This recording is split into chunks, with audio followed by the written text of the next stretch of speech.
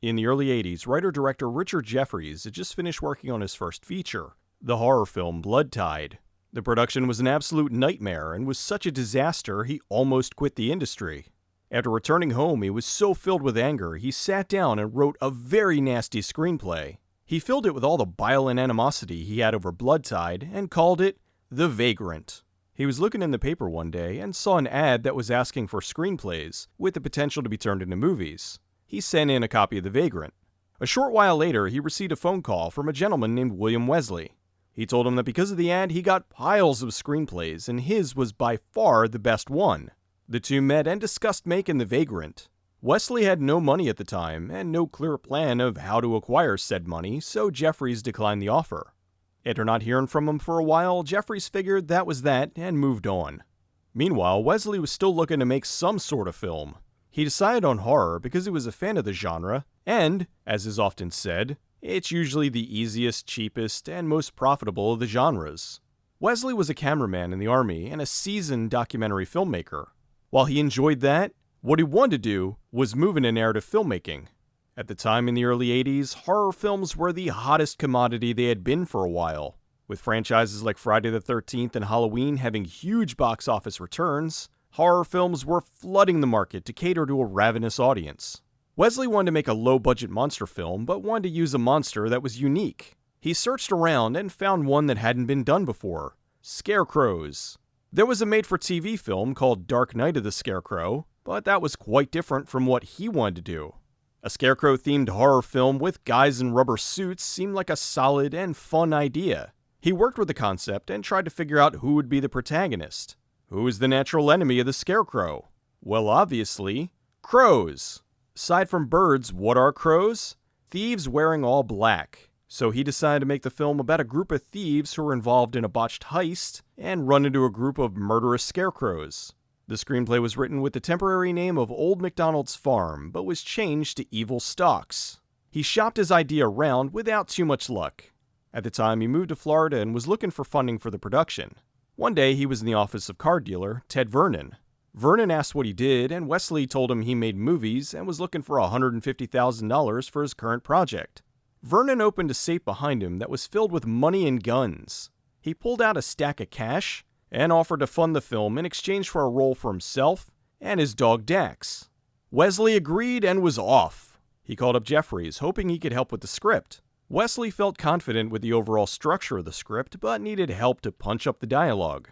Initially, Jefferies was confused because he thought he'd want to make The Vagrant. "No! I have another idea! Scarecrows!" Jefferies took the job. He couldn't afford a lawyer at the time, so he wrote up his own contract. He wrote the contract up as follows. He talked to the director, and at every stage where he should be paid, he wanted the money to be delivered in person, in cash. So he'd write a few pages, and then Wesley would arrive at his doorstep with a bag of money to pay for the next few pages. As the script took shape, they went back and forth over the phone. At some point, the script name was changed to Scarecrows. The script was about the Crows and the Fowler family. The Crows were a team of mercenary thieves that were involved in a botched heist. The team runs into the Scarecrows, who are really the Fowler family, a group that's been cursed to live on the property as scarecrows and turn anyone else who's on the land into scarecrows. In keeping with the crow theme, they fly by parachuting onto the farm. During that time, Wesley was getting phone calls from a film student named Cammie Winnikoff. She'd been bugging him for a job for a while now, and he finally succumbed and let her come in for an interview. They hit it off almost immediately, and he hired her to be a producer on Scarecrows. Her first job was to help find more money. Cammie was very savvy and was able to acquire the rest of the funds for the production. Well, what they thought would be the rest of the money. Wesley was hoping to shoot the film in Florida. He was searching around for a location, but couldn't find anything that worked. Finally, one day, he stumbled upon a condemned house on a large field. He contacted the owner, who said he could rent the location for about $250 a month. This was great, but as he soon noticed, the house was in severe disrepair, and they'd have to reinforce the structure in order for them to be able to shoot there. If they didn't, the house would definitely fall over. He tried to cast locals from Florida, but wasn't having any luck. He flew back to LA and cast the group out there to be sent in for the shoot. While continuing to work on the production, he needed someone to do the effects. He was driving around Florida and stopped in a local comic book store, Sunshine Comics. He was talking to the clerk and asked if he knew anyone who did makeup. The clerk suggested someone who was a regular at the store, a local named Norman Cabrera. Wesley went to his house and initially was shocked he was just an 18-year-old kid living at home. However, that changed when he saw his work. Cabrera had grown up obsessed with monster movies, and his idol was Rick Baker. He'd spent much of his young life trying to make his own practical masks and effects. Baker also started making prosthetic masks and body parts at a very young age, and had just won an Academy Award for Best Makeup for An American Werewolf in London. Wesley saw how talented he was and hired him for the makeup and visual effects. They needed a crew, and so Cammie Winnikoff brought in many of the people she met while at film school. For the cinematography, they hired a young Peter Deming. This would be his first film. Actually, for the vast majority of the people working on this, it would be their first production. Wesley, at 30, was the oldest crew member. Everyone else was kids. They planned on shooting over the summer for about 5 weeks in their location in Davie, Florida. Emotions were running high by the time they were ready to film because almost the entire budget was gone by this point. They had Cammie raise some more funds so they could continue. Right away, the production had problems. Deming arrived on set with a broken arm. He assured them this would not hamper his ability to shoot the film. The first night of shooting, Wesley was so nervous, he locked himself in a bathroom. Finally, the crew broke open the door and yelled at him saying, "You will make this movie!" and forced him behind the camera. Thankfully, after that, he was able to continue and was even comfortable with the role. Even though the whole shoot was at night, they were being ravaged by mosquitoes. The farm was right on the edge of a swamp known as Alligator Alley. They sprayed the area with bug spray, but it did nothing to stop the insects. Everyone started to get sick. Wesley would vomit in between scenes and went to the hospital because he was suffering from malaria-like symptoms. Finally, they called the city in to spray the area, which didn't kill all the bugs, but reduced them enough so they could work. The shoot was still difficult, only for other reasons, mainly the lack of money. They were shooting on 35mm, which is expensive. This being the director's first film, he was panicking and kept cutting the scenes too short. Wesley was so worried about wasting film, he would cut almost immediately. He eventually was convinced to roll a bit longer, but the first few days were very few takes and always cut short. The guns they had in the movie were carved from balsa wood and painted black. There were some scenes where they needed to shoot guns, so for one day, they were able to hire a guy to come in and rent them prop guns that fired. The blood was Cairo, red dye, and Alpo dog food. As things continued, Ted Vernon and Wesley did not get along. It started because Vernon felt he didn't have enough lines in the film. Wesley was nervous because he wasn't a trained actor, so he told him his character was more the strong, silent type. The heat from the swamp frayed nerves and set off tempers. Vernon and Wesley went at each other. Vernon threatened to walk off the production completely. He told him he didn't care if they finished the film. He'd just write off the $150,000. The group was inexperienced and didn't know how to handle this sort of thing. The pressure was on Wesley to try to keep it together. Thankfully, things calmed down and they were able to continue, but every day there was a tension there. Vernon may have been more on edge because he was still working at his dealership during the day and then shooting the film at night. Cabrera made multiple masks for the Scarecrows. The idea was that when the thieves arrived, the Scarecrows had burlap sacks over their heads. As the film progressed, the sacks were torn, and we could see the rotten heads of the Fowlers underneath. Wesley wanted the movie to be an homage to The Twilight Zone. We see the characters trapped on this farm, and they slowly realize they're in hell. They didn't survive the heist, which they come to realize over the course of the film, cluing the audience into the fact that they're already dead. The interior plane shots were filmed with a plane in a hangar. They shook the camera, added wind, smoke, and were able to create the illusion of them being in the air. After 24 days, they stopped principal photography. There was no B-roll, they couldn't afford it. About 6 weeks later, they went to Mexico to shoot additional footage of an airplane. Cammie was able to convince the owner to let them film it for free. Now they had to gather more money in order to pay for the post-work. The film sat for a long time while they did this. One of the investors wasn't happy with the production and tried to take it over. They were sure there was some shady things going on and brought in an accountant to go over all the books to see if there was anything illegal going on.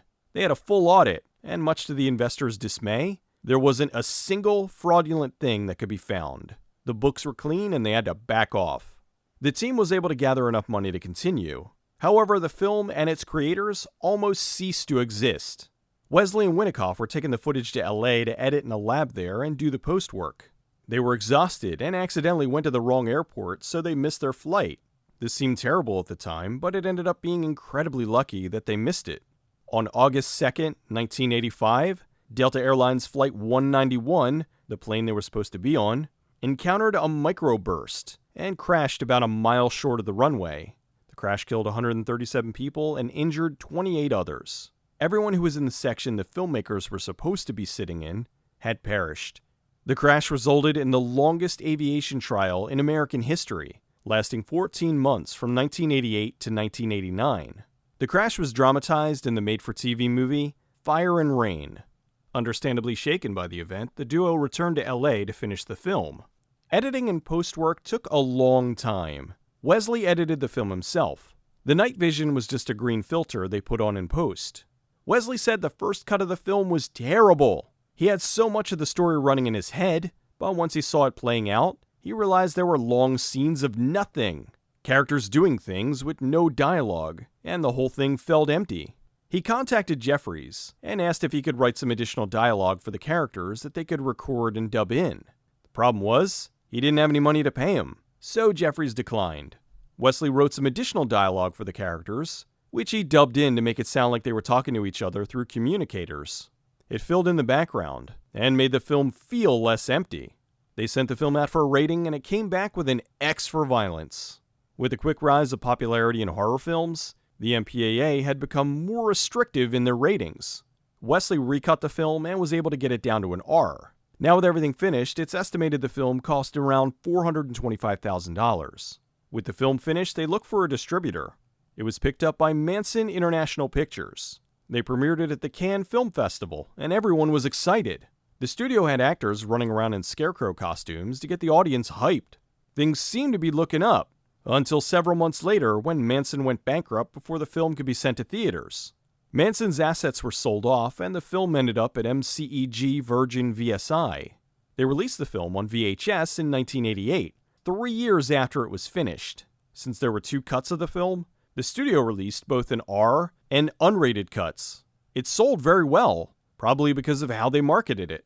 Even though this was shot years beforehand, they sold it featuring the special effects of Norman Cabrera, who worked on Fright Night 2, Summer School, and assisted Rick Baker on Harry and the Hendersons, and the hit TV series Beauty and the Beast. Winnikoff said the film did over $3 million in VHS sales. While almost everyone in the film was a newcomer, it was a launchpad for them to go on to much bigger things. In 1985, Cabrera moved to LA and continued to do makeup effects. His dream came true in 1986 when he was hired by Rick Baker to work on Harry and the Hendersons, so he was able to work with his idol.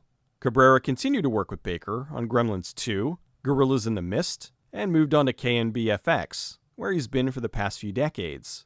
He was working on The Walking Dead, and is now the key artist sculptor for the upcoming Ghostbusters. Peter Deming went on to be the cinematographer for The Evil Dead 2, My Cousin Vinny, Scream 2, 3, and 4, and Cabin in the Woods. Cammie Winnikoff switched to being a production manager and started working for the company Trimark in the 90s. She was the production supervisor on Return of the Living Dead 3, Hong Kong 97, Leprechaun 2 and 3, and Warlock the Armageddon. Production manager Barry H. Waldman worked with Jerry Bruckheimer and produced many Michael Bay blockbusters like The Rock, Armageddon, and Pearl Harbor. Just recently he produced Bad Boys for Life, although that one wasn't directed by Bay. Wesley took a break from directing and became the story development executive for Nightfall Films, who were affiliated with Trimark. In 1991, he directed an episode of the TV series Monsters, but didn't direct another movie again until 2001 with the film Route 666. Ted Vernon continued to run his car dealership as well as occasionally act or produce movies. He even had a small part in an episode of S Club 7 in Miami, which reminds me. As for Richard Jeffries, his script for The Vagrant was eventually sold and made into a feature in 1992. Many of the people involved were not particularly happy with how it turned out. 10 years after the movie, the director, Chris Walas, ran into Jeffries. He said, "Sorry about The Vagrant. Scarecrows is a unique horror film that has so many stumbles. It's amazing it was finished and released. From the angry producers to the constant budget problems, to a plane crash, the distributor going bankrupt. It's almost like the movie was cursed. While the film was somewhat of a nightmare to work on, it was a starting point for a lot of people involved. So even though it was bad at the time, it's hard for them to be mad in hindsight. If not for suffering through the silly Killer Scarecrow movie, they wouldn't have the careers that they do now. I like the movie very much. It's creepy, weird, and like the director hoped, it feels like something out of the Twilight Zone. I don't think Wesley was cut out to be a director, but credit where it's due, he was able to get the thing finished, despite numerous obstacles. If you can find it, Scarecrows is an enjoyable watch, and definitely one of the best Scarecrow-related horror movies. Of which, since this movie, there's been a bunch!